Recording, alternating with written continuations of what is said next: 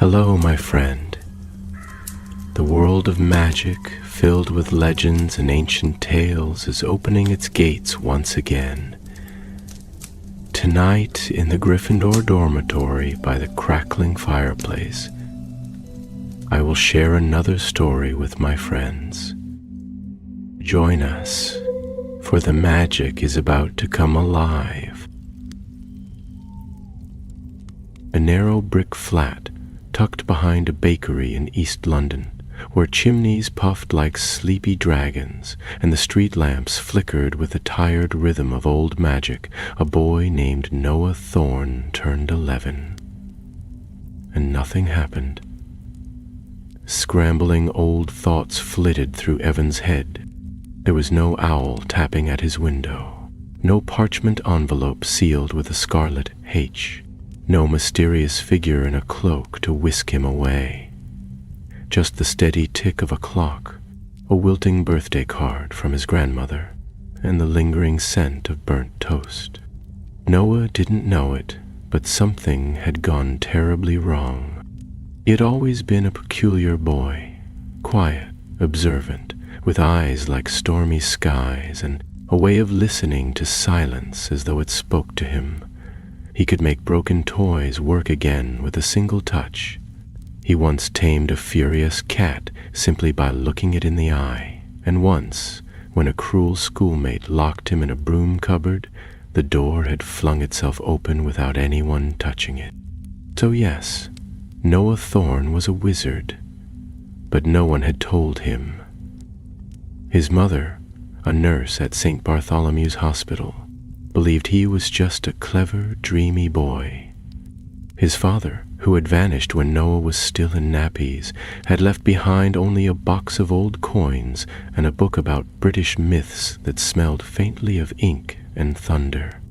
But Noah had always felt different.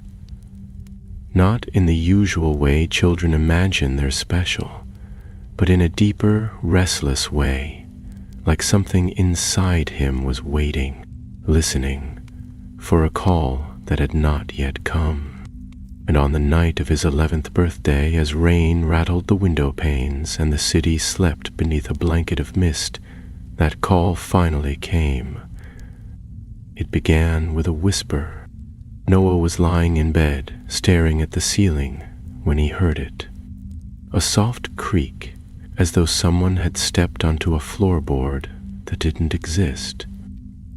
Then a faint click. Then a sigh. He sat up. The air in his room had shifted, thickened. It smelled of parchment, candle wax, and something ancient, like a forgotten attic filled with memories. And there it was.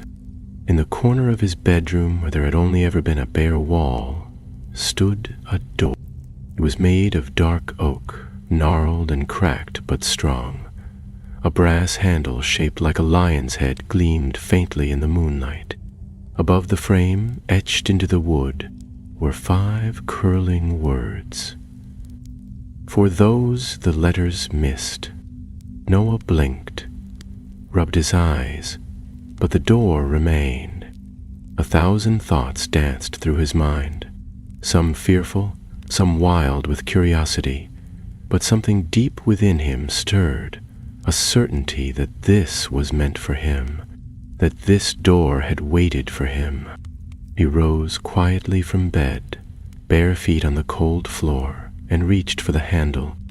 The lion's eyes seemed to glow, and with a quiet click, the door creaked open.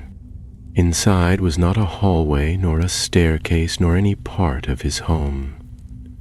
It was an office, but not the sort with fax machines and gray cubicles. This was a room stitched together with magic. A massive desk of carved stone sat in the center, surrounded by floating candles and gently drifting quills. Bookshelves circled the walls, stacked high with tomes whose titles changed even as Noah looked at them.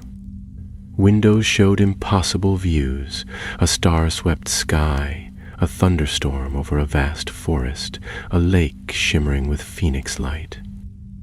At the far end of the office, a grandfather clock ticked backwards, and, seated at the desk, writing with a quill that moved of its own accord, was no one. Noah stepped inside, and the door vanished behind him. He gasped, spinning around, but there was no wall, no knob, no seam. The room had sealed itself. Then the candles flared brighter, and the desk groaned as though waking from a long sleep. "Ah, finally," came a voice, not from a person, but from the very walls. Noah froze. "Noah Thorne," the voice said, warm and low and oddly amused. "Welcome to the office." He tried to speak, but his throat had gone dry. "You were meant to receive your letter weeks ago," the voice continued as books rustled and pages turned themselves. "But something interfered. Something dark." Noah finally found his voice. Where am I?" "You are beneath Hogwarts," the voice said. "Far beneath, in a room older than the castle itself. This is the office that chooses its student. I find those who have been missed." Noah frowned. "Missed by what?" "The usual systems," the voice replied. "Owl posts, magical quills, ministry records. They are not perfect, and some wish to keep magic from certain children." A flicker of cold crept through Noah's spine. "Who would want that?" The voice hesitated. "Enemies of balance, thieves of potential. But that is not your burden, not yet." The quill stopped moving. "Noah Thorne," the voice said, more solemn now, "will you accept what should have been yours? A place at Hogwarts School of Witchcraft and Wizardry." Noah didn't even need to think. His chest swelled with something fierce and bright. "Yes," he said. "Then your journey begins," said the voice. "But beware. Someone has tried to break this office's magic. You are not the only one they tried to hide." With a great thrum, the stone desk cracked open down the center, revealing a glowing staircase spiraling into shadow. "Noah," the voice said gently, "you must go below. Find the heart of the office. Discover what was broken. Only then can the door open for others." He swallowed hard, and then, with one last glance at the strange, whispering room, Noah stepped into the darkness. The stairs closed behind him, and the true adventure began. The steps were narrow and steep, spiraling down like a serpent's tail. Noah gripped the rail, carved from what looked like the spine of a long-dead tree, and descended carefully. A faint blue glow pulsed from the walls, illuminating his way just enough to see, but not enough to comfort. The air grew colder with each step, though not with the bite of winter chill. It was the kind of cold that whispered of forgotten things. As he walked, he noticed curious symbols etched into the stone. They shimmered faintly as if watching him pass, and though he could not read them, they filled him with a strange sense of being expected. At last, the stairway ended at a heavy wooden door with iron bands and no handle. Before he could touch it, it groaned open by itself, swinging inward to reveal another chamber, this one darker, quieter, and far more peculiar than the last. It was a circular room, low-ceilinged, with walls covered in drawers, hundreds of them, each labeled with a name and a tiny flickering rune. At the center stood a great pedestal of marble upon which sat a single letter. The parchment glowed faintly, sealed with wax that bore the Hogwarts crest. Noah's name was written on it in delicate, slanted ink. As he stepped forward, the runes along the walls began to flicker. A deep, rumbling sound rose from beneath the floor, like the slow turn of ancient gears, and the drawers began to shiver. One of them burst open with a loud snap, and a second letter flew out, spinning through the air before landing gently beside Noah's. He stared at the second envelope. It bore a name he did not know. Lena Greaves. But the seal was the same. More drawers began to open, 12, then 24. Letters soared from their compartments, circling the room like owls, before drifting down to rest around the pedestal. Each one meant for someone who had never received it. Noah reached for his own letter, fingers trembling. The moment he touched the envelope, the room fell utterly still. Then the pedestal groaned and sank into the floor, letters and all vanishing into the stone as if they had never been there. "What?" he began, but the ground beneath his feet lurched violently, knocking him to the floor. A crack raced across the wall behind him, and the drawers began to shudder wildly. A blinding green spark exploded from the far side of the chamber, sending a wave of cold air rushing toward him. Noah scrambled to his feet just as a section of the wall collapsed, revealing a narrow passage behind it. "Noah," the voice from the office returned, though now it was fainter, distorted. "You must follow the light. The sabotage runs deep. Someone has sealed the paths. They don't want the letters reaching the surface." "But why?" he called aloud, heart pounding. "Because they fear what you children may become." Noah didn't fully understand, but the fear in the voice, real and ancient, sent a chill through him. He darted through the broken wall into the passage beyond. This new corridor was colder still, lined with cracked mirrors and strange portraits. The people in the frames did not move. They watched silently, some frowning, some looking sorrowful, others entirely blank. Dust choked the air, and every footstep echoed like a drumbeat. He moved quickly, guided only by a faint light up ahead. The passage twisted and narrowed, descending even deeper beneath the earth, until at last it opened into a chamber unlike anything he had seen. It was vast, echoing, and built around what could only be described as a tree, though it was no living tree from the surface world. Its bark was silver, smooth and gleaming like starlight, and its roots spread across the floor like veins of glowing crystal. In place of leaves, it bore hanging lanterns, each glowing with soft golden light.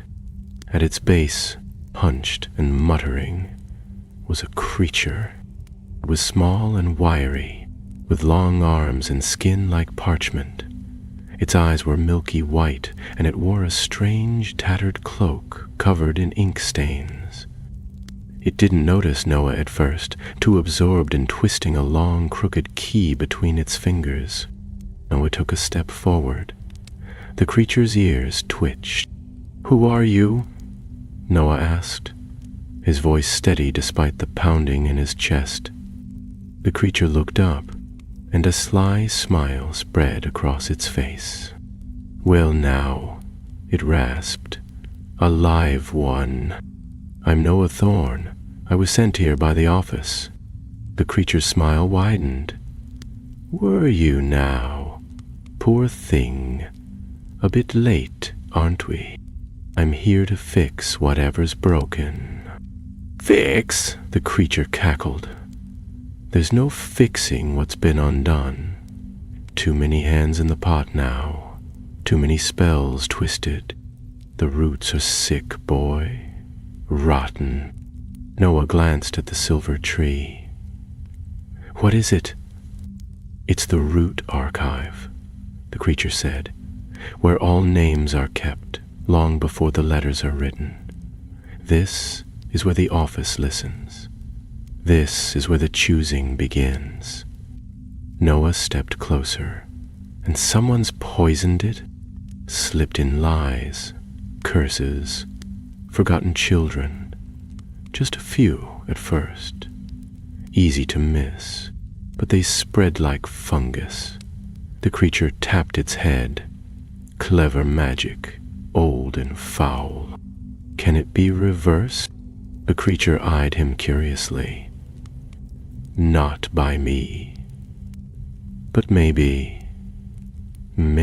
by one chosen by the tree itself. As if in answer, one of the glowing lanterns above flickered and dimmed. It drifted downward, swinging gently until it hovered before Noah's face. Inside, floating like a memory in a snow globe, was a tiny parchment scroll. Pulsing with golden light, the creature gasped. It's choosing you? Noah reached out and took the lantern.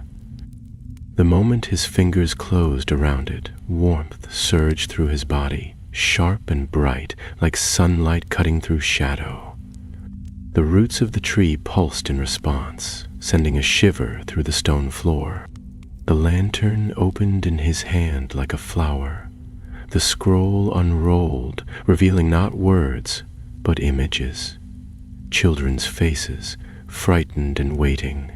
Dark figures in cloaks, a wand snapping in two, a name, Harrow, written in blood, red ink. Then the scroll crumbled into ash. Noah looked up. Who is Harrow? The creature recoiled. That name is cursed. Speak it no more. But he's the one, isn't he? The one who broke the magic. The creature's silence was answer enough. Noah stood still, heart racing, the weight of the moment pressing down on him like the stone above. He did not understand everything, not yet, but he understood this. Someone had tried to erase children like him. Someone feared what would happen if they found their way to Hogwarts. And he would not let that happen. Tell me where to go, he said. The creature tilted its head. Down the left passage, follow the lanterns. They'll lead you to the binding room. But beware, he's watching now. As Noah turned to go, the tree behind him groaned, an ancient, sorrowful sound. And far below, in the darkest depths of the office that chooses, a presence stirred, one that had not moved in many, many years. Its eyes opened, and it smiled. Noah slipped into the left-hand passage, as the creature had instructed, his fingers still warm from the lantern's touch. The corridor ahead was dim, but not completely dark. Every few steps a lantern flickered into life above him, their soft golden glow blooming just long enough to light his way before dimming again once he passed. The light felt gentle, even protective, as though the tree itself was guiding him, but there was no spark of the previous silent living thing. But something else moved with him in the dark. Silent, watching, patient. The binding room. The name alone carried weight, as though Noah had heard of it before in a dream, or perhaps read it in the stories his father had once left behind. He thought of the name Harrow from the vision and the images that had flared behind his eyes. Broken wands, frightened children, the crimson ink like spilled blood. He had not understood the magic that tied Hogwarts to these ancient rooms beneath it. But now he felt the pull of it, powerful and urgent, as though the castle itself were counting on him. As he rounded a bend, the passage widened into an antechamber carved with intricate runes that ran along the walls and ceiling. The air here pulsed with enchantments, old ones, the kind that hummed softly under the skin and made the hairs on one's neck stand up. In the center of the chamber stood an archway of black stone, tall and crooked, like it had been hewn from the very bones of the earth. Strange symbols drifted lazily across its surface, fading in and out like breath. Noah approached slowly, and as he drew near, the archway groaned and opened, revealing a second room beyond it. Round, high-domed, and utterly still. This was the binding room. It looked nothing like what Noah had imagined. The floor was laid with polished obsidian tiles, cold and glassy, and above, the ceiling was carved to resemble a night sky, though the stars did not shine. At the center of the room stood a stone table, carved with ancient grooves and lined with metal channels, like veins running to its edges. Suspended above the table was a single quill, long, sharp, and silver, dangling in midair as though waiting for a hand to command it. Noah stepped inside, and the archway sealed behind him with a soft clang. The silence was complete, oppressive, broken only by the occasional whisper of the quill moving slightly, stirred by some breath of unseen wind. He moved toward the table, and as he did, a faint light flared along the veins of the stone, illuminating 4 narrow podiums surrounding the center. On each podium lay a book. One was blue, one was red, one was black, and one, though worn and faded, was unmistakably green. He stepped closer and read the titles. They were names. Aster Narelle, written in fine golden ink on the blue. Jonas Fellwright, in bright crimson on the red. Vina Greaves, the name from the floating letter, written in ink that shimmered like shadow on the black.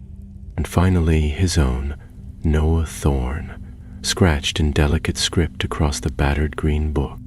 He felt a pull toward the green one, like an invisible thread wrapping around his chest. He reached out, touched the cover, and at once the room came alive. The quill snapped to attention, hovering over the center of the stone table. Light poured from the books, gold, crimson, shadow, and emerald, spiraling upward and merging above the quill. A deep hum filled the air, growing louder and louder until the stars above began to glow. The room was awakening. Then the light shattered. A dark crack split across the ceiling like lightning, and a howling wind tore through the chamber. The stars above vanished. The books snapped shut. The table groaned and trembled as a figure stepped from the shadows behind the archway. He was tall and hooded, his robes as dark as smoke, and though Noah could not see his face, he felt the presence at once. Heavy, cold, and ancient. The same presence he had felt below the tree, stirring beneath the roots. This was Harrow. "You weren't meant to come here," the man said, voice low and quiet, but edged with fury. "You weren't meant to be found." Noah stood still. "You're the one who broke the office." "I corrected it," Harrow replied. "Too many names, too many wild sparks.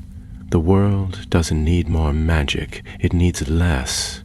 And you are a mistake." "You tried to erase children," Noah said, fists clenched. "You tried to erase me." "I tried to protect our world," Harrow said, stepping closer. "There was a time when Hogwarts chose wisely, when power went to those who could wield it without sentiment. But now, look at what they let in. Mudbloods, half-bloods, orphans, weak things." Noah's anger flared, hot and bright. "You were afraid." Harrow laughed, soft and bitter. "No, I was right. The tree listens, the tree sees, but I silenced it." "No," said Noah, heart thudding. "It chose me." The hooded man stilled. "I saw the lantern," Noah continued. "I saw the scroll. You're trying to stop the office, but it's still fighting you, and now it's chosen me to stop you." Harrow moved like smoke, suddenly close, one pale hand reaching out to grab Noah's shoulder.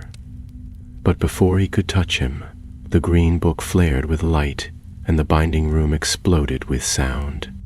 The silver quill shot into the air and drove itself into the stone table, etching lines of magic across its surface. The channels ignited, filling with blinding green light. The other books burst open, their names glowing bright, and the archway behind Harrow shattered into 1,000 shards.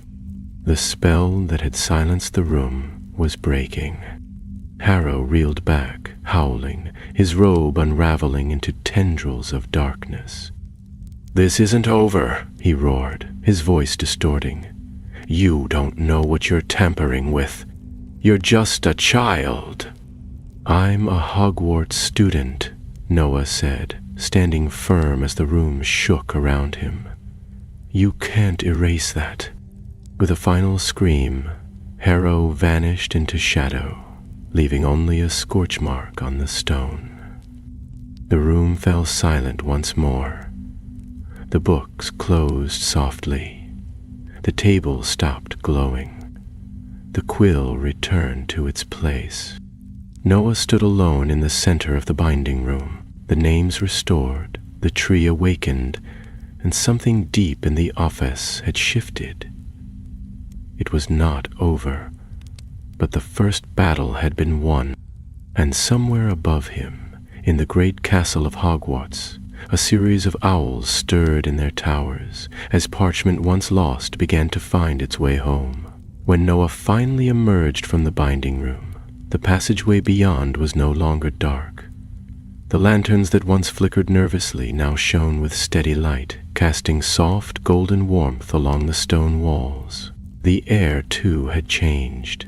It no longer carried the weight of old curses or forgotten magic, but seemed to hum with cautious hope. The silence was not empty now, but expectant, like the quiet that comes just before a long-awaited sunrise. He walked slowly, still absorbing what had happened. His legs ached and his thoughts twisted about like knotted thread. The image of Harrow's dark cloak unraveling into smoke haunted him. The man had vanished, yes, but his words, his intent, lingered like a bruise in the air. Harrow had not been defeated, not truly, not yet. The path rose gently and curved upwards. Noah could feel he was climbing now, drawing nearer to the surface with every step. His fingers grazed the wall as he walked, tracing the old runes carved into the stone. Some shimmered faintly at his touch, while others remained dim, silent remnants of a magic long buried. He had little idea what they meant, but he sensed they were watching him, or perhaps waiting for him to understand. Eventually he came to a wide landing where the corridor split into 2 arches. Between them stood a tall, round mirror in a frame of silvery iron, polished so finely it looked more like water than glass. Noah paused before it, half expecting to see something strange, perhaps even frightening. But what he saw made his breath catch. Rated back at him was not just himself, but 4 other children. One had long dark braids and wore a cloak that shimmered like starlight. Another was tall and lean, with eyes like polished amber. A third boy grinned crookedly, freckles scattered across his cheeks, while the fourth, a girl with narrow eyes and a hawkish gaze, stood with her arms folded, stern and watchful. They were not present in the corridor, stern and watchful. They were not present in the corridor, only in the mirror. Then, one by one, their reflections faded, until only his remained. Noah stepped back uneasily. A voice, different from the first, older and softer, echoed behind him. "They're waiting." Noah spun around. There was no one there, only the corridor stretching ahead. He took the left passage once more, driven not by instruction but instinct. This corridor was different from the others, narrower, more ancient. The walls were darker, almost black, and veins of silver ran through the stone like frozen lightning. The air was colder here, tinged with the scent of iron and smoke. The light from the lanterns was dimmer too, like they struggled to burn. At the end of the corridor stood a door unlike any he'd seen before. It was made not of wood or iron, but of woven strands of metal and glass, twisted together like vines. At its center was a simple emblem, the Hogwarts crest. Noah stepped closer, and the crest pulsed with soft blue light. There was no handle. He reached out slowly and touched the center of the door. It was cold to the touch, but as his fingers pressed against the crest, warmth blossomed beneath his skin. The door shivered. The strands began to untwist, coiling back like vines in spring, and with a soft sigh, the entrance opened. He stepped inside. The chamber was round and vast, its domed ceiling rising high into shadow.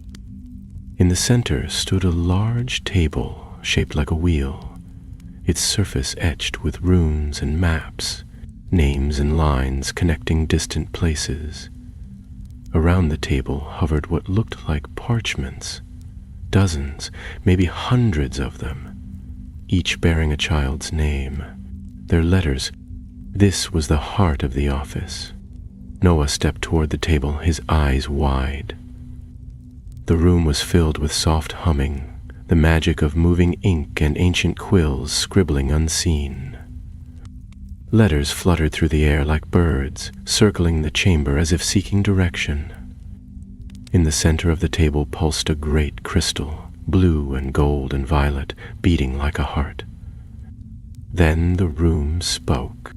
"Welcome, Noah Thorne," it said, not with a single voice but many, layered and echoing, male and female, old and young. "You have restored the first seal. The choosing has resumed." "I saw others," Noah said quietly, his voice small in the grandeur of the room. "Other children. They were in the mirror. Who are they?" "The ones who were nearly lost," replied the voices. "Like you, Harrow sought to unmake them, erase their names from the archives, snap their fates like twigs beneath his boots. But now their paths stir once more. Can they be saved?" "Yes.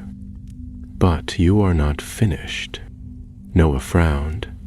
"What must I do?" "Restore the broken tower," the voices said. "The archive is mending, but the passage between worlds remains weak. Until the tower is healed, letters will continue to vanish. Children will remain in the dark. Where is it?" "Where?" The table shifted, runes glowing brighter. A portion of the map slid aside, revealing a hidden section beneath. An island in the middle of a great lake, with a narrow bridge stretching to its base. At its center rose a dark, jagged spire, half ruined, leaning like a snapped wand. "The Forgotten Spire," said the voices, "built before Hogwarts itself. There the old magic was first bound, and there Harrow first began his unraveling." Noah stared at the map, pulse quickening. "Is he still there?" The room was silent a moment. "It is watching, but he is not yet whole." "The office held him in pieces. When you broke his spell, you stirred what remains. He will come again." Noah swallowed hard. "Then I'll go now." "You will not go alone." The crystal in the center of the table pulsed brightly, and from behind him a soft shuffling echoed through the chamber. Noah turned. 4 figures stepped into the light. He knew them at once. The children from the mirror. The girl with the star cloak gave a small smile. "You opened the door," she said. The freckled boy gave a short laugh. "Told you someone would." The tall one stepped forward, his eyes glowing faintly in the magic light. "We've been waiting, Noah, not just for Hogwarts, but for this." And the girl with hawk eyes nodded once. "Let's fix what was broken." The parchments around the room stilled for a moment, as if in agreement. And far above, in the towers of Hogwarts, the owls began to stir once more. The 5 of them stood together beneath the glowing map, their shadows stretching long across the stone floor. Noah felt the quiet thrum of magic between them, subtle, steady, and somehow familiar, like the heartbeat of something vast and ancient. None of the others spoke at first, but they didn't need to. There was a sense of something shared, as though the same secret had been whispered to each of them through mirrors or dreams, and now finally they had all come to the place it had been pointing them toward. It was the boy with the amber eyes who spoke first. "I'm Callum Rowe," he said, his voice calm and sure, though touched with weariness, as if he'd been waiting a long time to say it. "From York. No one ever told me I was a wizard. My parents think the strange things I do are just nerves or tricks of light. But 3 nights ago, I found a staircase in the middle of my street that wasn't there before. It led me to a mirror. The same mirror you found, I'd wager." "I'm Lena," said the hawk-eyed girl, folding her arms. "Lena Greaves. I did get a letter last year, but my parents—" She stopped, her expression hardening. "They tore it up. Said Hogwarts wasn't real, that I was imagining things, that magic is dangerous. I think they were frightened, but I never stopped looking for a way back." The freckled boy grinned. Dex Withers, from Devon. Thought I was cursed. Every time I got angry, something exploded. Cupboards, windows, once my uncle's umbrella stand. My gran always said we had oddness in our blood, but no one knew what that meant. Last week I found a crack in the cellar wall and heard voices behind it. Found myself here. The last girl stepped forward. Her eyes gleamed, and the folds of her silver cloak shimmered faintly in the light. "I'm Marigold Norrell," she said. "My letter never arrived either, but I always knew. I could hear trees speak when the wind blew just right. The stars used to rearrange themselves above my house, making shapes only I could understand.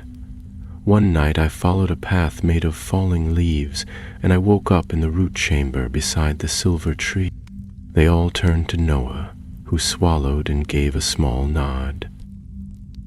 "I'm Noah Thorne. I didn't get a letter either, not until I came through the door. The office found me, like it found you." Marigold tilted her head. "Then it's true. The office has chosen us all." "Chosen us for what, though?" asked Dex. "There's still no one to teach us. No wands, no robes, just ghosts and shadows." "The office is waking," said Callum, "and Harrow's trying to stop it. That tower, the Forgotten Spire, it's the key, isn't it?" Noah nodded. "That's what the crystal said. Harrow started there. If we're going to stop him from destroying what's left, we have to go there too." "But how?" Lena asked. "We're beneath Hogwarts. That island was in the middle of the lake. There's no passage from here that I've seen." The central table pulsed again, and the runes along its edge shifted. The floor beneath them trembled as part of the chamber wall slid open, revealing a narrow stairway descending into darkness. From deep below came a steady sound, the rush of water. "It's like we've got our answer," said Callum. One by one they followed the stairs down.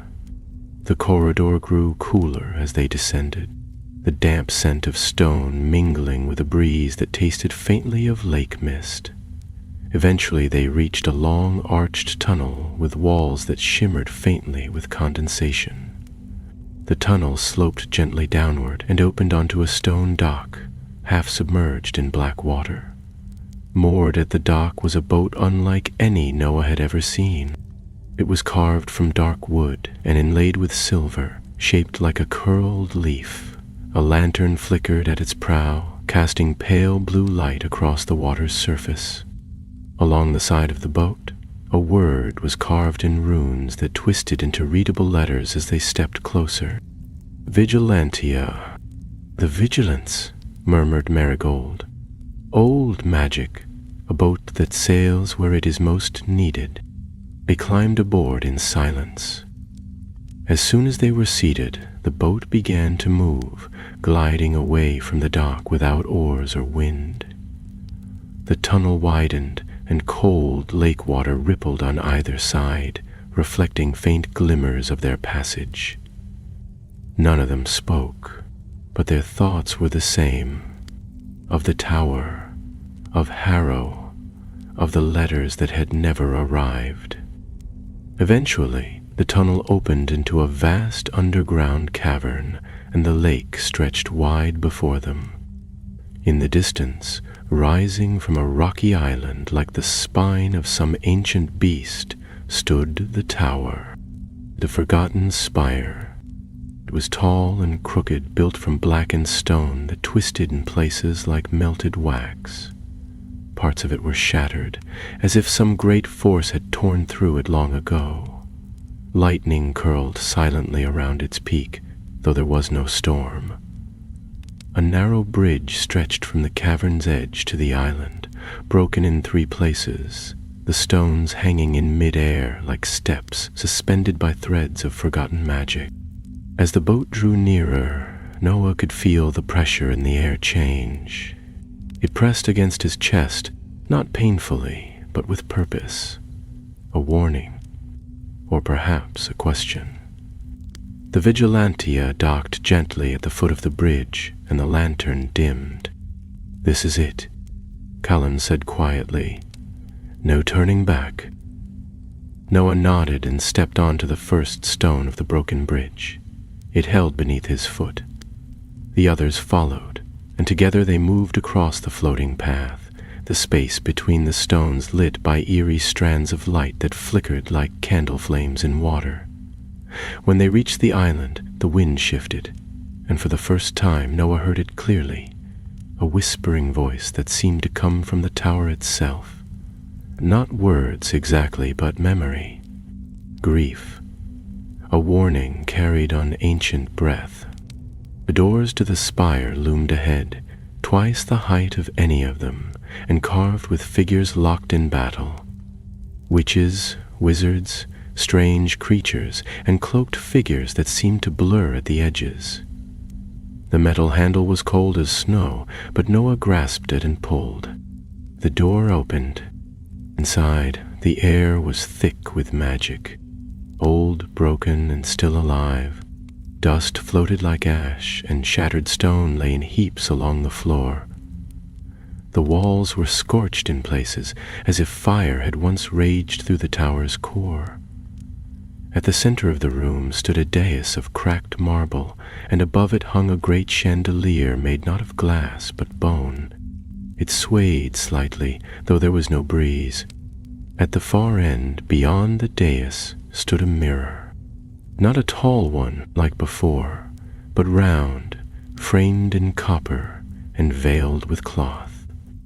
As they stepped closer, the cloth stirred, then lifted itself away. The mirror shimmered to life. This time, it did not show reflections. It showed memories. One by one, the 5 of them watched as the mirror filled with images.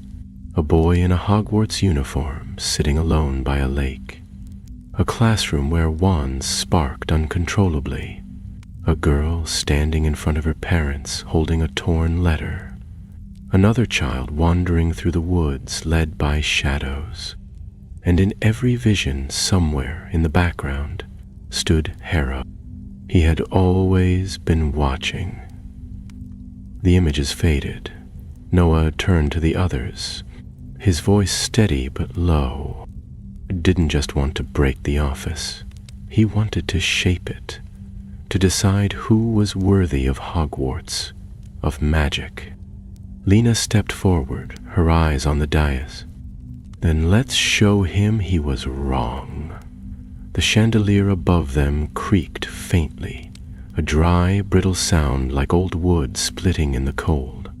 Shadows shifted in the rafters as the mirror dimmed once more, returning to its silver sheen. The five stood in silence, the echoes of the visions lingering in the stillness of the tower. There was something sacred in the air, something not meant to be disturbed, as though the stone itself remembered all that had passed within its walls. Noah stepped cautiously onto the cracked dais. It felt strangely warm beneath his feet, as if some memory of ancient magic still pulsed in its foundation. He could see faint lines carved into its surface, circling outward like ripples in a pond, converging at the very center where a narrow slit had been cut deep into the stone. "Look at this," he said quietly, kneeling to examine the groove. "It's shaped like a wand."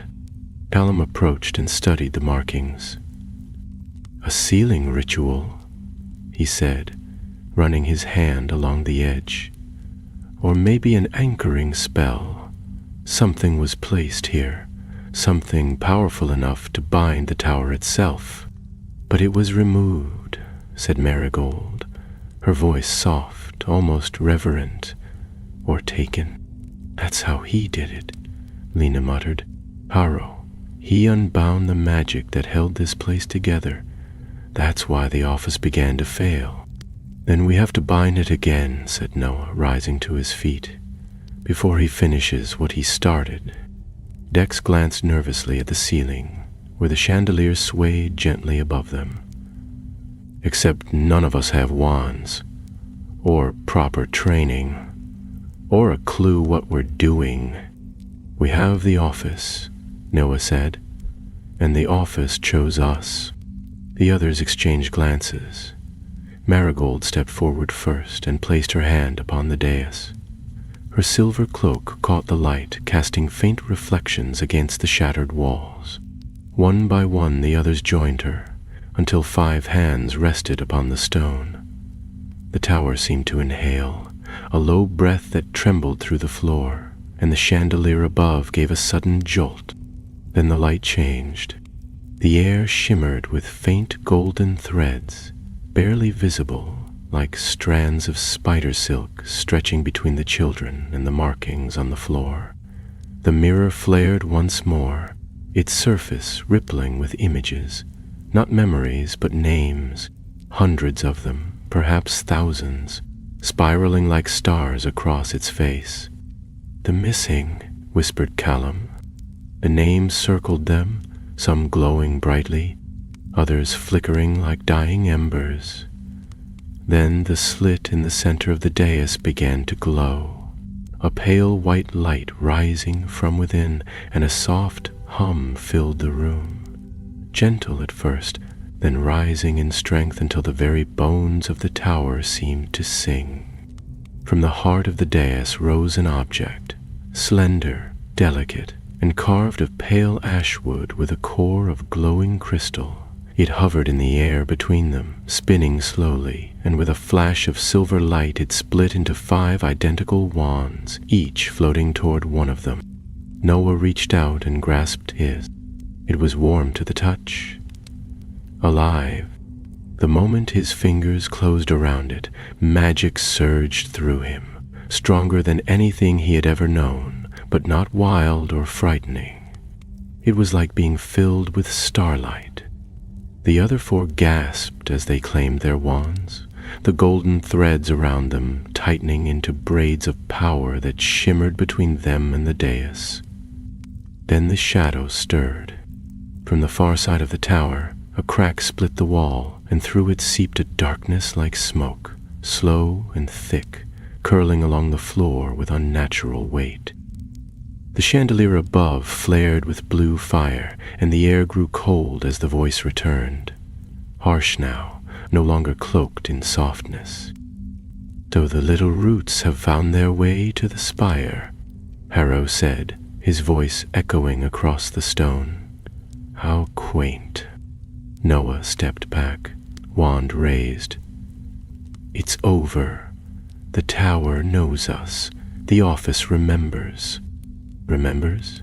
Harrow laughed, and the sound was like blades scraping together. I am part of the office, boy. I was one of its founders. I helped create the choosing.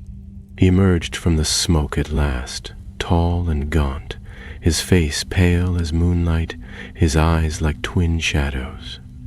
He no longer wore a cloak. Instead, he was robed in strands of torn parchment, covered in names that writhed across the fabric as he moved.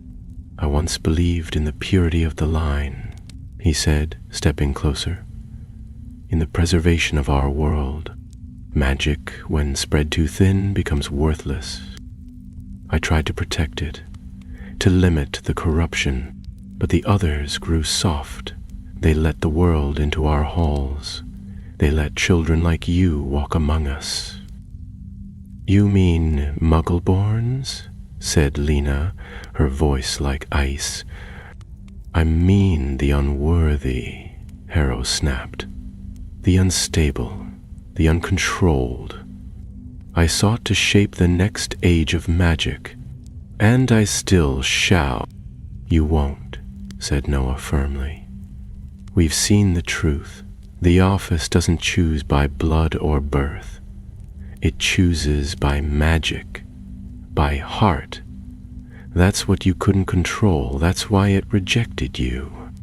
Harrow's expression twisted. It hasn't rejected me. It still listens. It still fears. He raised a hand, and from the broken wall surged a tide of darkness. Not smoke this time, but forms, figures, twisted and shadow-bound, their shapes barely human, stitched together from scraps of letters, failed spells, and cursed parchment. They shambled forward on uncertain limbs, silent and relentless.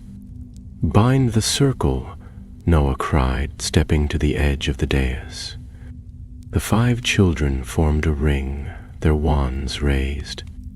The golden threads around them began to pulse and spin, faster and faster, until they formed a barrier of pure light. The shadow creatures struck the edge and reeled back, hissing as if burned. Repeat after me, Marigold shouted, her voice rising above the chaos. Nomen revocare, vincla restituere, officium sergere. They echoed the words as one. The magic blazed between them, and the golden braids snapped into place, locking the circle. The dais beneath them flared with light, and the slit at its center sealed shut, the ashwood cradle fusing closed with a final snap. The chandelier exploded above them, raining harmless sparks of light that vanished before they touched the ground. Errol screamed.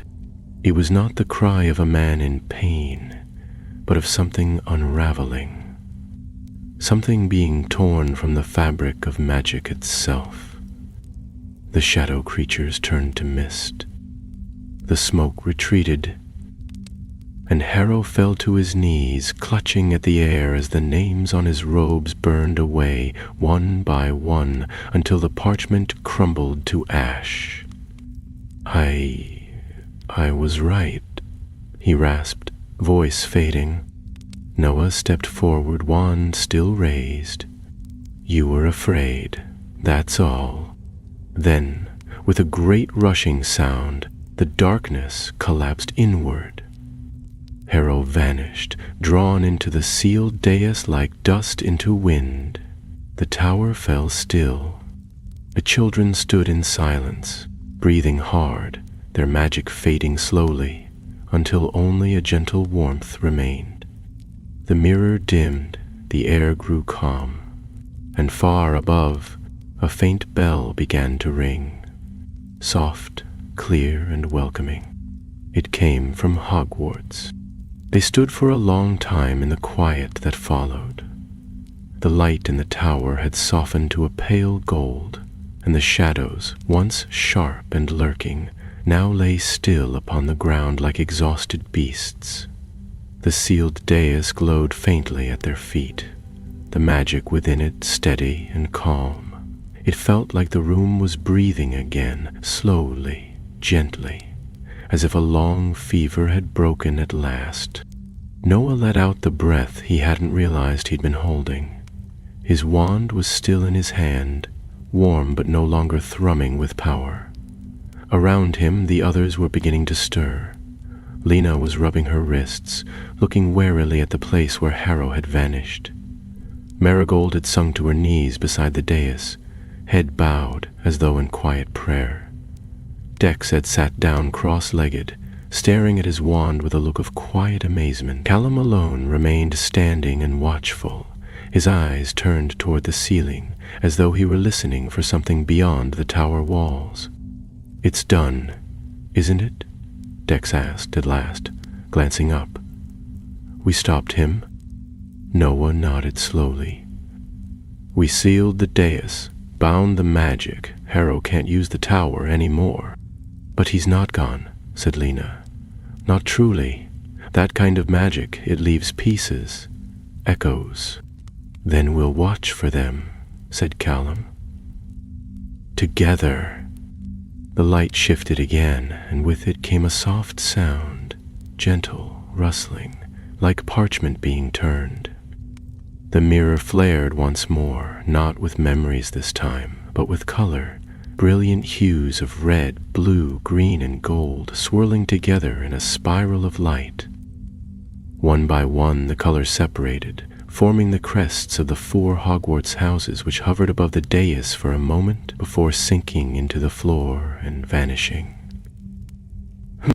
A voice spoke from the very stones, clear and resonant, warm as firelight and deep as a mountain well. "The choosing has healed, the root remembers, the office awakens." And then, rising from the floor at the far end of the chamber, a door appeared. It shimmered for a moment like heat rising from stone, then solidified, formed of pale wood and bound in golden runes. Above it was carved a simple message: "To those who belong." They approached it in silence. Marigold was the first to place her hand upon the door. It swung inward without a sound, revealing a spiral staircase of gleaming stone that wound upwards, vanishing into brightness. The scent of grass and lake air drifted through the opening. Noah glanced back once at the tower. The chandelier had vanished, the mirror had gone dark. The room, though still and silent, no longer felt haunted. It felt like a tomb that had finally been sealed, solemn, respected, and left in peace. They climbed the stairs together, one behind the other. With each step, the air grew warmer. The sound of birdsong reached their ears, soft and distant at first, then growing clearer. The final step led not to another corridor or hidden chamber, but into the open air. They stepped out into the soft gold of early morning. The island had changed. The jagged rocks were now covered in moss and small flowers, and the broken stones of the bridge had reformed, solid and whole. The Vigilantia waited at the dock, lantern aglow, bobbing gently on the water. And across the lake, lit by the rising sun, stood Hogwarts. It looked unchanged, and yet somehow different, as if it too had been holding its breath and could now finally exhale. The great towers shone with light, and smoke drifted lazily from the chimneys. The banners fluttered gently in the wind, and a procession of owls wheeled through the sky, letters clutched in their talons, bound for places near and far. Dex let out a low whistle. "That's a proper school, that is." Lena gave a small smile. "It's waiting for us." Callum nodded. "And for the others who were nearly lost." They boarded the boat in silence. The Vigilantia turned of its own accord and began to glide smoothly across the water, the tower fading behind them like a dream. As they drew nearer to the castle, the sound of bells rang out again, clear and bright and unmistakably joyful. A row of figures stood waiting at the edge of the shore, robes billowing, some with wands drawn, others shading their eyes as they peered across the lake. Noah's heart twisted. He recognized the figure at the center. Professor McGonagall stood tall and severe, her expression unreadable, though there was a glimmer in her eyes that made him think of warm fires on cold nights. Beside her stood several other professors, and behind them were older students in house scarves, their faces curious and awed. When the boat bumped gently against the shore, McGonagall stepped forward. Noah and the others climbed out. "You are 5, she said, voice clipped and precise. But the office named 6. They turned in confusion, and a quiet hush fell. A 6th figure was climbing the bridge from the island, small and slow, as though unsure of every step. It was a boy with dark skin and heavy-lidded eyes, carrying a letter in one hand and a wand in the other. He looked up at them all and gave a sheepish smile. "Sorry," he said, "got a bit turned around." McGonagall allowed a thin smile. "I suppose we can forgive lateness under the circumstances." The children laughed, and something in the air broke, tension leasing into relief, into joy, into something far older than words, belonging. "You'll come with me," McGonagall said, turning. "The Sorting Hat is waiting. We'll arrange your things. I imagine you're all quite hungry." Noah exchanged a look with Marigold, who nodded slightly. "Starving," said Dex, as they followed the professors toward the castle gates. The sun climbed higher, burning away the mist that had clung to the grounds. Noah glanced back once, just once, toward the far shore where the tower still stood. Though distant now, it felt no less a part of him than his wand, or his name. He knew he would never forget the winding stairs, the silver tree, the flickering runes, or the office that had chosen him, not by blood, not by chance, but by purpose. And so it was that 5 children, 6 now, crossed into the halls of Hogwarts, not as strangers, not as shadows, but as students, chosen not just by the quill, but by magic itself. The entrance hall of Hogwarts was exactly as Noah had imagined it might be, grand, echoing, and filled with the scent of old stone and polish. The floor gleamed beneath their feet, and the torches along the walls flickered with steady golden light. The high, vaulted ceiling arched overhead like the ribs of some vast stone dragon, and above them floated a cluster of enchanted lanterns, each casting its own soft glow. The great oak doors swung shut behind them, sealing the castle once more from the outside world, and for a moment Noah felt the weight of it settle around his shoulders, ancient, magical, welcoming. Professor McGonagall did not pause for long. "This way," she said crisply, her tartan robes swishing as she turned toward a side corridor. They followed her in a hushed line, eyes wide, taking in the portraits that lined the walls, most of them nodding politely or whispering to each other as the small group passed. Some of the paintings stared openly, their expressions curious or startled, and one particularly elderly wizard dropped his monocle into his soup in surprise. They turned another corner, and the sound of many voices reached them. They were drawing closer to the great hall. "Now," McGonagall said over her shoulder, "there will be no ceremony for the rest of the first years until tomorrow evening. Your arrival is exceptional and will be treated as such. For now you will be sorted privately and then escorted to your common rooms." "Will we be told what houses we're in right away?" asked Lena, her voice steady but clipped. "Indeed. The Sorting Hat does not dither," McGonagall replied. "It has had plenty of time to consider each of you." They reached a small antechamber just outside the main hall. A low table stood in the center, and upon it, curled and still, lay the Sorting Hat. It looked older than anything Noah had seen in the office. Patched, threadbare, and faintly slouched, like it had dozed off while waiting. But as McGonagall stepped forward and cleared her throat, the hat stirred, gave a soft sniff, and opened a wide, crooked mouth. "Well, well," it drawled, its voice slow and creaky. "What have we here? Late bloomers, come up from the roots?" Noah exchanged glances with the others. Before then, "They've been through enough," McGonagall said briskly. "Be gentle." "I'm always gentle," the hat replied, sounding vaguely insulted. "It's the mind that's sharp, not the brim." She gestured to the group. "Who wishes to go first?" To everyone's surprise, Dex stepped forward.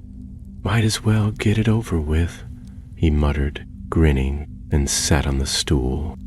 McGonagall lifted the hat and placed it on his head. It slipped down over his ears at once, and for a moment, nothing happened. The hat murmured. "Plenty of spark, this one. Reckless, full of tricks, bold heart, but deeper than he lets on. Oh yes, loyalty too. Could fit in Gryffindor, but no better in Hufflepuff." The hat was lifted, and Dex beamed. "Knew it," he said, hopping down. Lena followed. She sat with her chin raised, eyes narrowed as if daring the hat to challenge her. "Oh ho," said the hat, barely touching her curls. "Fierce one this, quick of thought, sharp of eye, clever enough for Ravenclaw, ambitious enough for Slytherin, and yet a soldier's heart beneath it all. Yes, yes, Gryffindor." She gave a small, satisfied nod and stepped down without a word. Callum was next. He hesitated, not out of fear, but thoughtfulness. The moment the hat touched his head, it sighed deeply. "Ah, now here is a mind made for stillness. Deep waters, thoughtful steps, not afraid to stand alone when it matters. A natural Ravenclaw, yes, but—" The hat fell silent for a moment, then gave a quiet laugh. "You'd do well in Slytherin, my boy. Your kind always does." Callum raised an eyebrow, but said nothing as the hat was removed. Marigold stepped forward, silver cloak trailing behind her. She sat with grace, and the hat barely touched her curls before it cried, "Ravenclaw!" with unmistakable delight. Finally, it was Noah's turn. He approached the stool slowly, aware of the others watching, aware too of something deep inside him, an ache that had nothing to do with fear and everything to do with belonging. The hat settled over his head, and at once the world went quiet. "Well now," the Sorting Hat murmured, its voice close and soft. "A rare one, touched by the root, changed by the old magics. Yes, but there's more, much more. A mind always reaching, a yearning for meaning, a thirst not just for power, but for purpose." Noah waited. "I could place you in Gryffindor," the hat said slowly, "and you'd find strength there. Or Ravenclaw, where your curiosity would bloom. Even Hufflepuff would shape you well. But no, I see where the road leads. You are someone who walks the shadowed path to keep the light burning. Someone who endures, a guardian of what was nearly lost." Noah gripped the edges of the stool. Slytherin, the hat declared at last. There was a hush as the hat was removed, but McGonagall gave no sign of surprise. She nodded once. "Well done, all of you. What about the sixth?" Callum asked, glancing toward the doorway. The boy who had arrived last stepped forward hesitantly. "My name's Elijah Blackwood." The Sorting Hat did not wait this time. It chuckled softly. "Oh, I remember you," it said. "Blood of shadows, but light in the marrow. Gryffindor, of course. No doubt at all." McGonagall nodded. "You'll each be escorted to your house dormitories. We'll make sure you have what you need. Your official arrival will be announced tomorrow." "And our letters?" asked Marigold quietly. "Will our families ever know what happened?" McGonagall's expression softened. "The office is repairing the damage. Some letters will be restored. Some memories will return. Not all, but many. What matters is that you are here now." She turned to Noah. "The headmistress would like to speak with you before you go." The others hesitated, but Noah nodded and followed McGonagall as she led him deeper into the castle. They passed beneath arches lined with ivy and through a small stone door that opened without a sound. At the top of a spiral staircase, guarded by a griffin statue, lay the entrance to the headmistress's office. "Everest," McGonagall said clearly.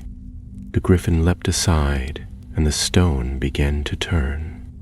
The headmistress's office was round and bright, lined with portraits and filled with the quiet rustle of moving parchment.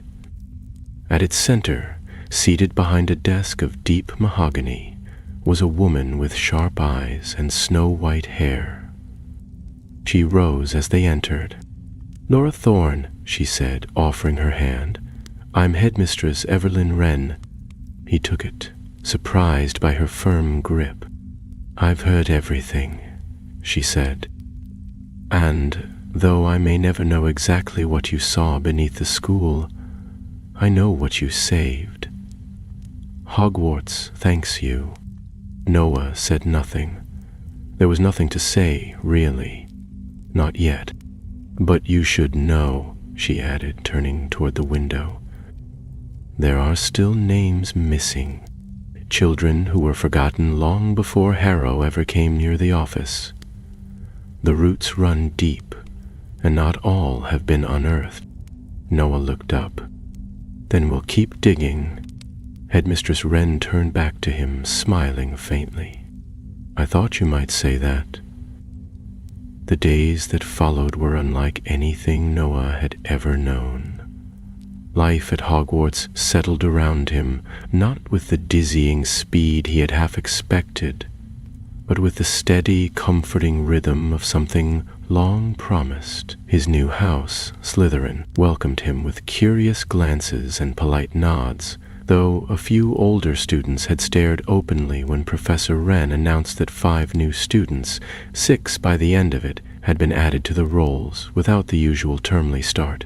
Still, there were no sneers, no whispers, only questions whispered behind hands and exchanged in corridors, and always with a note of unease. Most of the first years had arrived weeks earlier, and Noah found himself learning at a furious pace to catch up. He spent his days buried in books, copying diagrams of wand movements and potion ingredients with aching fingers, but none of it felt like a burden. Everything was new. Charms that shimmered like breath on glass, creatures in the care of magical creatures paddock that watched with intelligent eyes, the endless mysteries of the castle itself.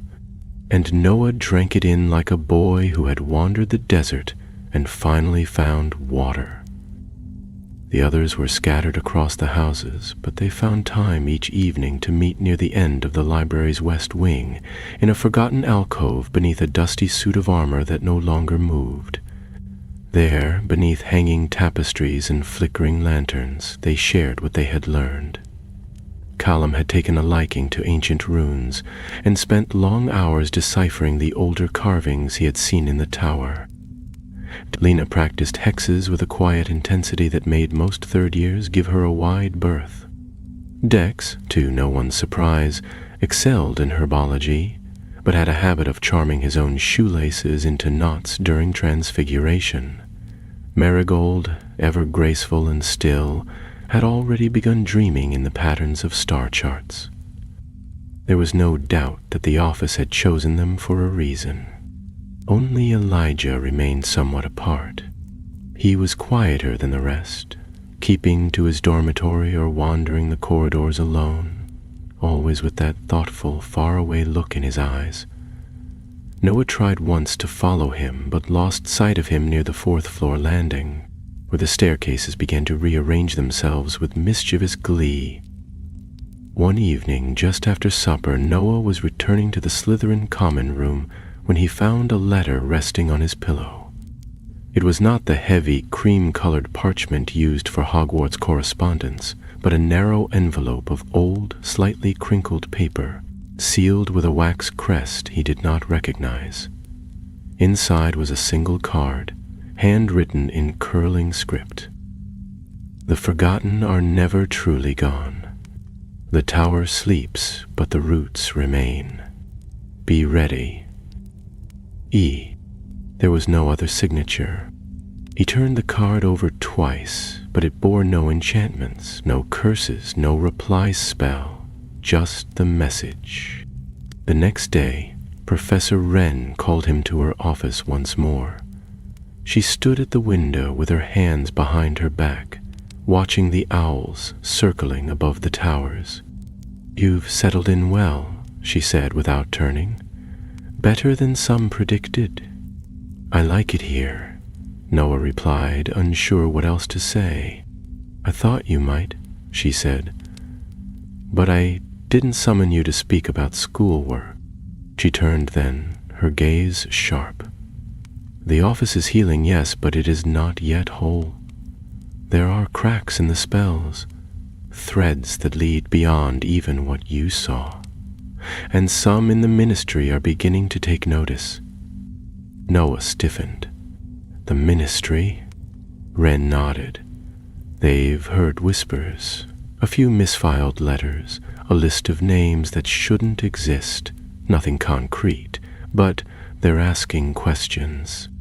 "Will they shut it down?" he asked. "No," she said, though her tone was cautious. "Not yet. But they'll want oversight. They'll want control, and that is dangerous."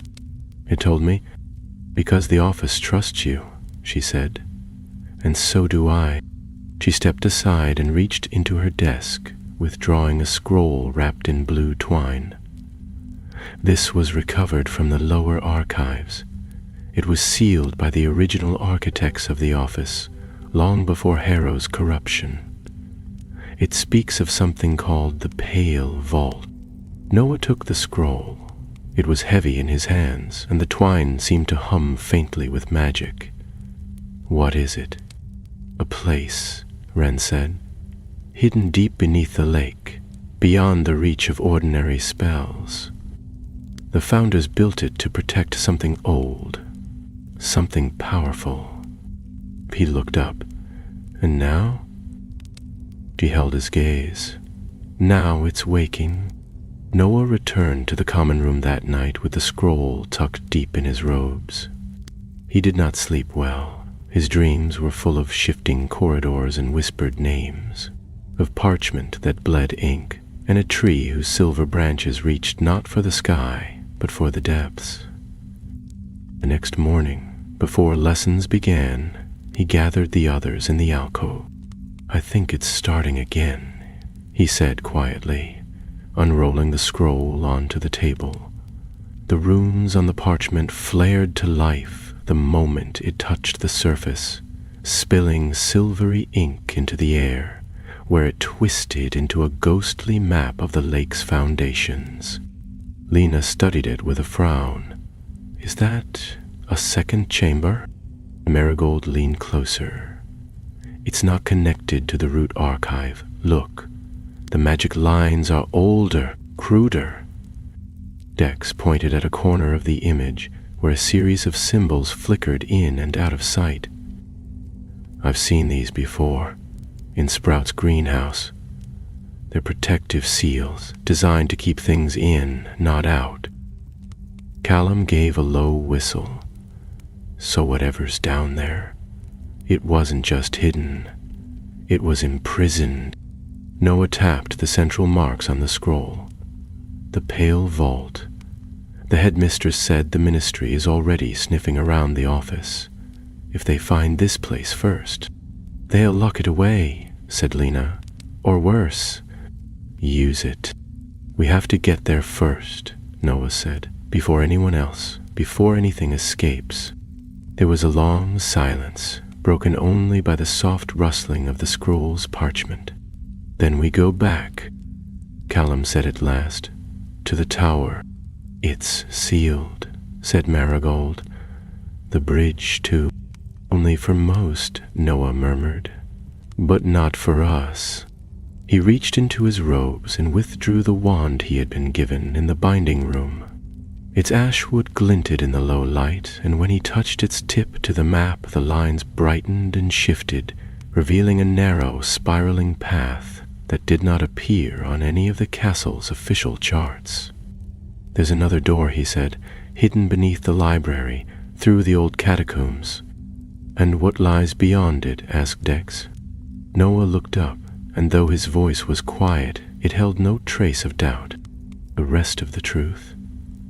The entrance to the catacombs lay behind a shelf in the farthest corner of the Hogwarts library, obscured by cobwebs and dust, and a particularly cranky portrait of a wizard who claimed he'd once hexed a Hungarian horntail with a frying pan. Noah had seen the shelf mentioned in a footnote of one of the old scrolls Headmistress Wren had entrusted him with, but even then it had taken Marigold's sharp eye and Callum's quiet persistence to decipher the spell that would reveal the hidden passage.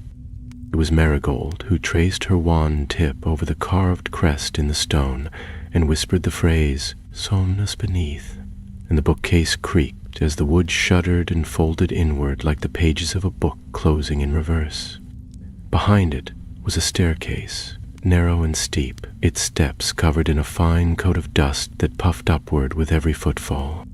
They moved quietly, as if afraid to wake something slumbering in the depths. The air grew colder the farther they descended, not the bite of winter chill, but the deeper cold of earth and age, of places forgotten by time and untouched by daylight. The stone walls were closed, set, etched with runes too faded to read, and the only light came from their wands, casting long, flickering shadows that danced like specters along the corridor. When they reached the bottom, the staircase opened into a long tunnel, curving slightly downward and lined with ancient iron sconces that flared to life as they passed, igniting with pale green flames that made Dex mutter something about ghosts and unwise decisions, but none of them turned back. The scroll had shown the way clearly, through the catacombs, across the vault line, and into the Pale Vault itself. They reached the first gate an hour later, a towering arch of obsidian stone flanked by statues that wore blindfolds and held swords of ice that never melted. The gate itself bore no handle, no lock, only a single phrase engraved across its surface in jagged runes that shimmered faintly as they drew near. Callum stepped forward to read them aloud. "Only those who remember may pass. Only those who were forgotten may return." The stone shivered slightly as the words left his mouth. Noel felt a familiar pressure behind his eyes, the kind he'd known in the binding room, a prickling of ancient recognition. He stepped forward and placed his hand against the gate.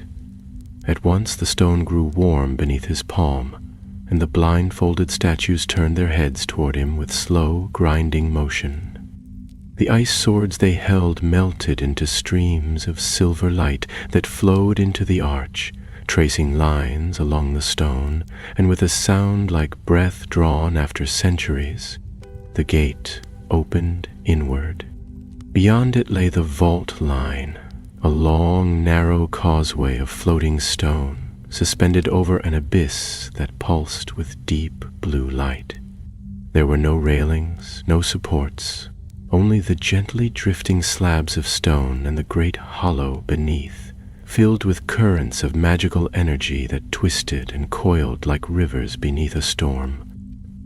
"We're not turning back now," Lena said quietly, and stepped onto the first stone.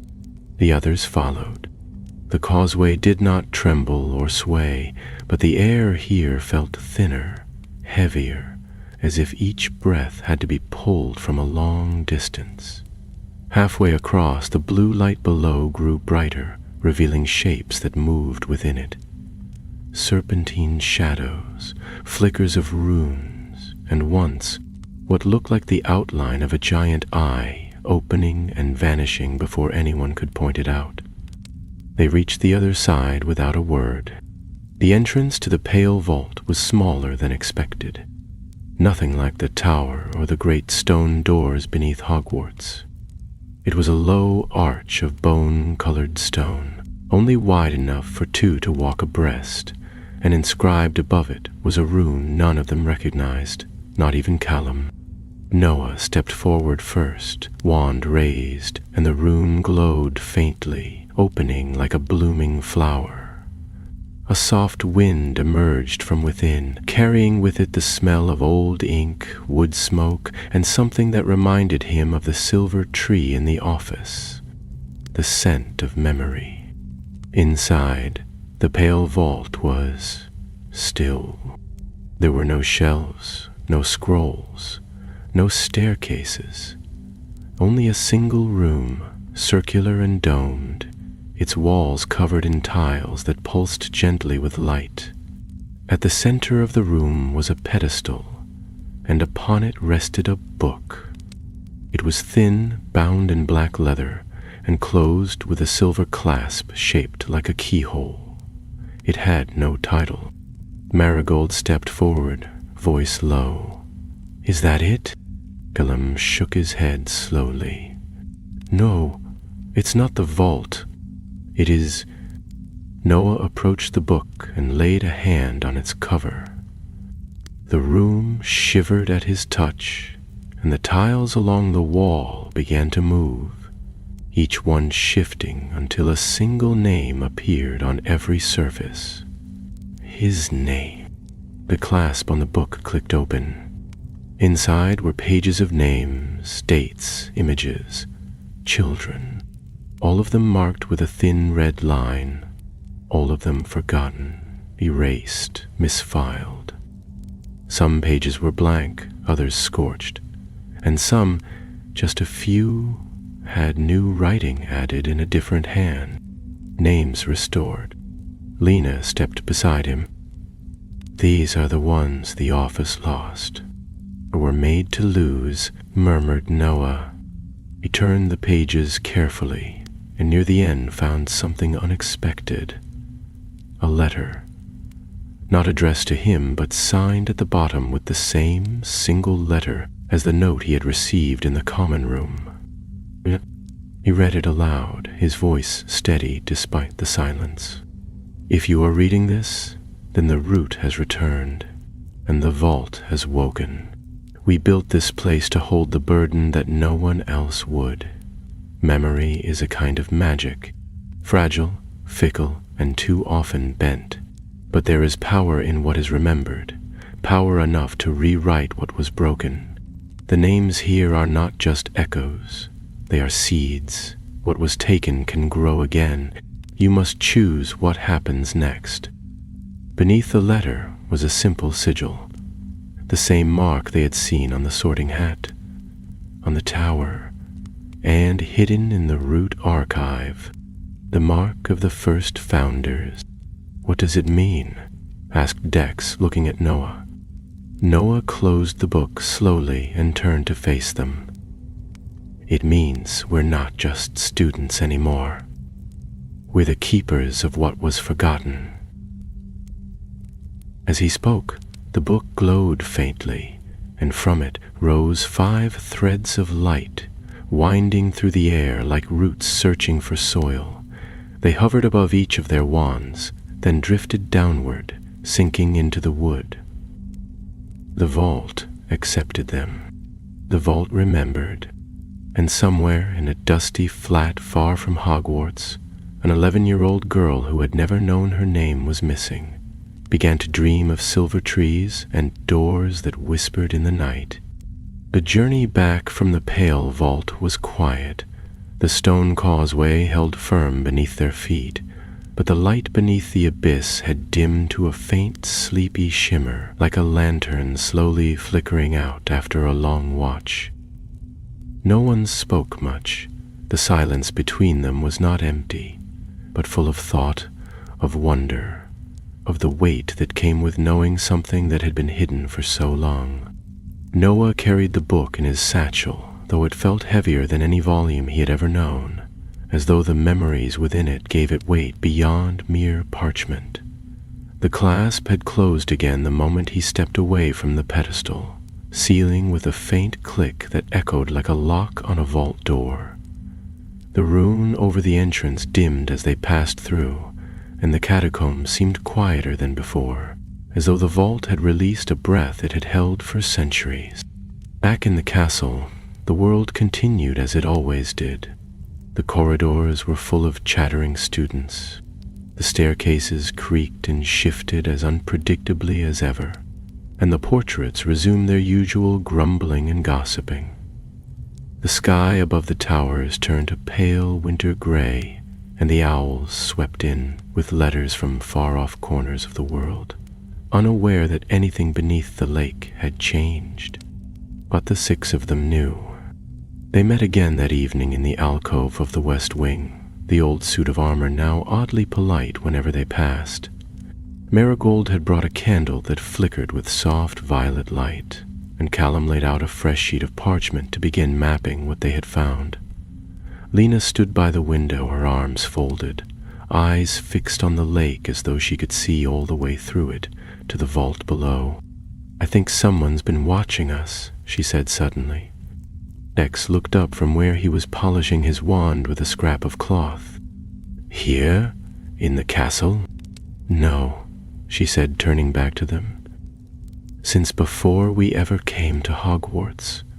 Since the office chose us." Callum nodded slowly. "Not Harrow. He was too late. Someone else." Marigold tilted her head. "The letter you found in your dormitory. It was signed with E. So was the one in the vault." Noah pulled it from his robes and laid it beside the open map. The writing shimmered faintly in the candlelight, but offered no further secrets. "Headmistress Wren said the ministry had begun asking questions," he said. "What if this person is someone inside the ministry? Or someone who left it? Someone who knew about the vault long ago? Someone who built it," murmured Marigold, "or helped protect it?" Lena tapped the table lightly.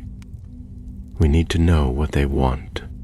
"Maybe they already told us," said Noah, glancing at the sealed book in his satchel. "The letter in the vault said we have to choose what happens next."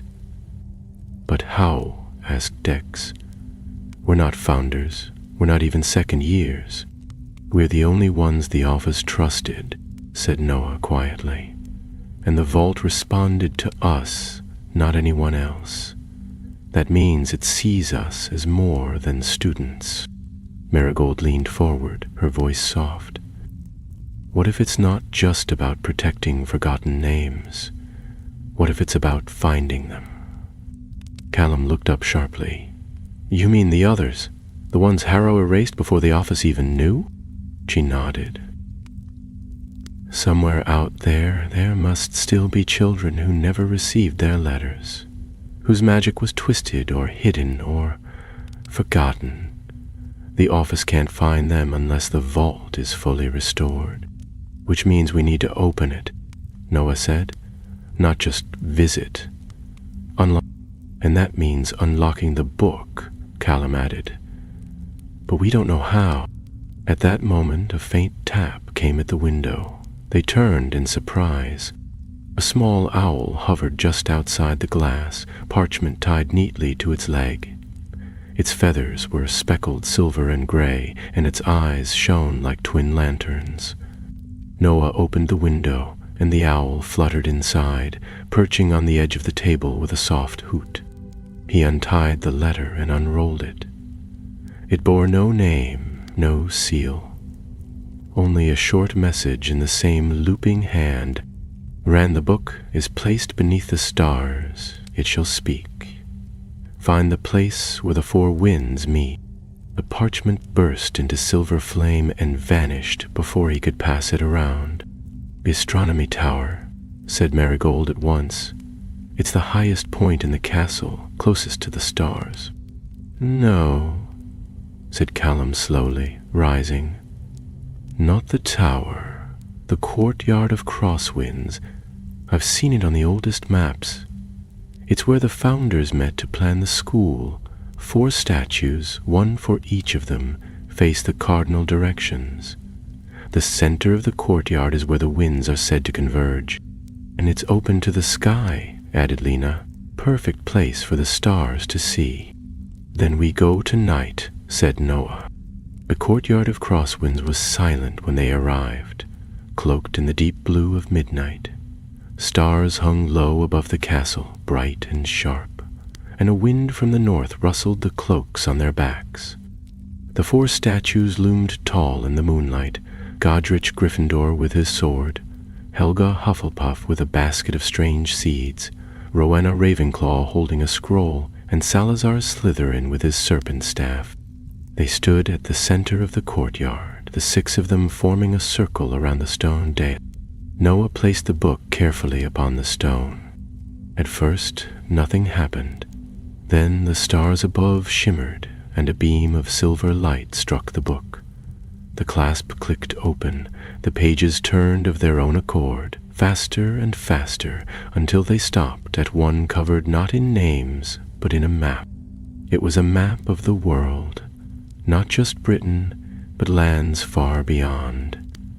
Tiny sparks of light glowed across it.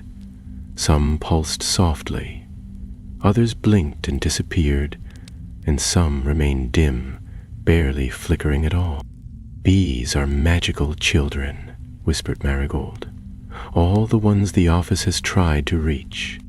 The ones we've found," said Lena, "and the ones still waiting."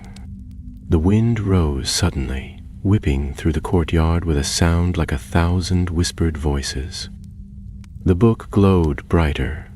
A symbol formed at the center of the page, an open eye surrounded by roots.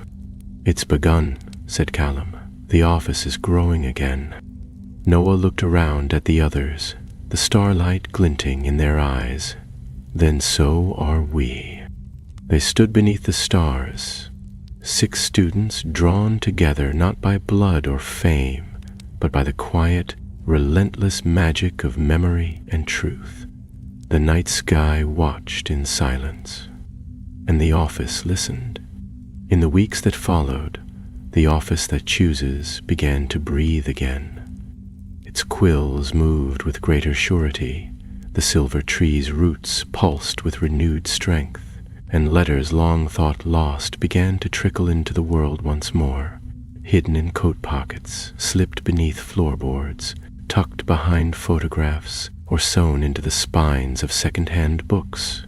And always, with each new name found, the book within the vault brightened, the pulsing points of light on the map growing ever steadier. Noah and the others returned to their lessons, though they no longer felt quite like ordinary students. Professors watched them with a curious respect, and once or twice Headmistress Wren summoned them without warning, asking questions that had no simple answers. The pale vault remained sealed behind its stone gate, the clasped book resting now in the headmistress's care. But its knowledge was not hidden from them. What they had started could not be undone. It could only grow. One morning, As snow whispered down over the castle grounds and the lake froze into a silent pane of glass, Noah received a message written not on parchment, but in frost across the inside of his dormitory window. It read only 3 words. She is dreaming. He knew at once what it meant. One of the forgotten had stirred. He gathered the others in the library alcove, where Marigold already had the map unfurled and glowing. A new spark pulsed in the lower right corner, near the edge of the known chart, a town not marked by name, just a flicker of light in the curve of a wild forest. They leaned in close. "She's there," whispered Lena, whoever she is. Dex tapped the edge of the parchment. "How do we reach her? That's miles outside Hogwarts, beyond the school bounds. They won't let us go." "We don't need permission," said Callum. "We have a key." Marigold nodded, drawing a thin slip of parchment from her robe. It bore the same iron-root sigil that had appeared beneath the stars. Headmistress Wren had given it to them the day the book was placed in her care. It wasn't a portkey, nor a spell scroll, nor anything that could be used once and forgotten. It was in truth an invitation and a promise. The 6 of them met that night by the lake, cloaked against the cold. Snow fell gently, blanketing the grounds in white, and their footsteps left no trace as they made their way to the shoreline. The Vigilantia waited for them, unchanged by the season, its lantern glowing with quiet determination. They stepped aboard, and the boat slipped away from the dock, not across water this time, but into mist, folding the world around it like a page being turned, the lake vanishing, the trees dissolving, until only motion and wind remained. When the mist cleared, they stood at the edge of a village that seemed half asleep. The houses were close and crooked, with steep roofs and shuttered windows. The snow was heavier here, falling in thick, silent flakes. No lights glowed in the windows, no footprints marred the snow. Only one house at the very end of the lane gave any sign of life, a flicker of firelight behind its frost-covered glass. Noah led the way. The path crunched beneath their boots, and the wind howled low through the eaves. As they reached the door, it creaked open without a touch. Inside, the warmth of a fire met them, and a girl sat curled in a chair near the hearth, a blanket pulled tight around her shoulders. She had hair the color of chestnut leaves, and eyes that shimmered like candlelight in amber glass.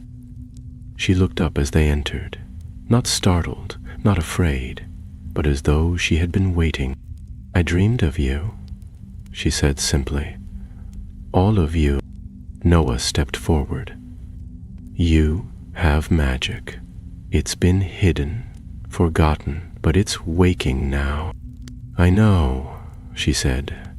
"Sometimes the shadows speak, but the tree in my dream always protects me." Lena knelt beside her. "Do you know your name?" She nodded. "Emmeline. Emmeline Baird." Callum reached into his satchel and pulled out a fresh envelope, newly inscribed, still warm from magic. It bore the Hogwarts crest in deep red wax, and her name in elegant script. He offered it to her. "For you." Emmeline took it, her hands trembling slightly. The envelope pulsed once with light, and then grew still.